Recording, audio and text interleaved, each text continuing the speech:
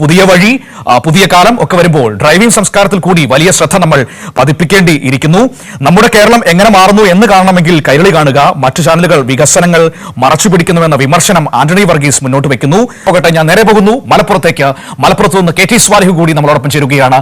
മലപ്പുറത്തെ ദേശീയപാത വികസനം എങ്ങനെയാണെന്ന് നമ്മളോട് പറയാനായി. സ്വാലി, ഗുഡ് മോർണിംഗ്. മലപ്പുറത്തെ വികസന കാഴ്ചകൾ നാഷണൽ ഹൈവേ ഞെട്ടിപ്പിക്കുന്നതാണ്. ഒരു കാലത്ത് ഏറ്റവും കൂടുതൽ എതിർപ്പുണ്ടായ ഇടം കൂടിയായിരുന്നല്ലോ മലപ്പുറം എന്ന് പറയുന്നത്.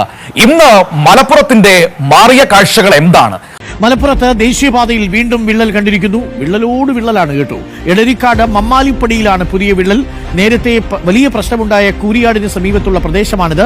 ഇന്നലെ തലപ്പാറയിലും റോഡിൽ വിള്ളൽ കണ്ടെത്തിയിരുന്നു. മുബഷീർ പി അക്ബർ ചേരുന്നു സ്ഥലത്ത് നിന്ന്. മുബഷീർ, ഇന്നലെ നമ്മൾ കണ്ട ഈ കുരിയാടിൽ നിന്നും എത്ര ദൂരമുണ്ട് ഇപ്പോൾ ഈ മമ്മാലിപ്പടിയിലേക്ക്?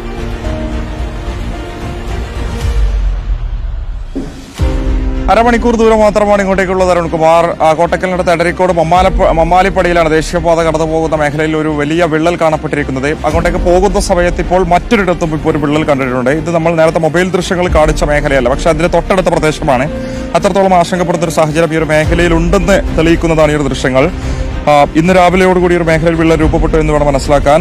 ഈ ദേശീയപാതയുടെ മതിലിനോട് ചേർന്ന ഭാഗത്തു നിന്നും, അതായത് ഈ ഭാഗത്തൊക്കെ തന്നെ ഇങ്ങോട്ടേക്ക് ദൃശ്യങ്ങൾ കാണിച്ചാൽ ഇവിടെ നിന്ന് ആരംഭിച്ച് ഇവിടെ വലിയ രീതിയിൽ വിള്ളലുണ്ട്. തൊട്ട് താഴെ ഇങ്ങനെ പോയി ഈ റോഡിന്റെ മധ്യഭാഗത്തോട് കടന്നുപോയി അവിടെ അവസാനിക്കുന്ന രീതിയിൽ വിള്ളൽ രൂപപ്പെട്ടിരിക്കുന്നു എന്നുള്ളതാണ്. നേരത്തെ മമ്മാലിപ്പടിയിൽ സമാനമായ രീതിയിലുള്ള വിള്ളൽ രൂപപ്പെട്ടിരുന്നു. കഴിഞ്ഞ ദിവസം അപകടമുണ്ടായ കൂരിയാട് നിന്നും പുതിയ വഴി പുതിയ കാലം ഒക്കെ വരുമ്പോൾ ഡ്രൈവിംഗ് സംസ്കാരത്തിൽ കൂടി വലിയ ശ്രദ്ധ നമ്മൾ പതിപ്പിക്കേണ്ടിയിരിക്കുന്നു. നമ്മുടെ കേരളം എങ്ങനെ മാറുന്നു എന്ന് കാണണമെങ്കിൽ കൈരളി കാണുക. മറ്റു ചാനലുകൾ വികസനങ്ങൾ മറച്ചുപിടിക്കുന്നുവെന്ന വിമർശനം ആന്റണി വർഗീസ് മുന്നോട്ട് വയ്ക്കുന്നു.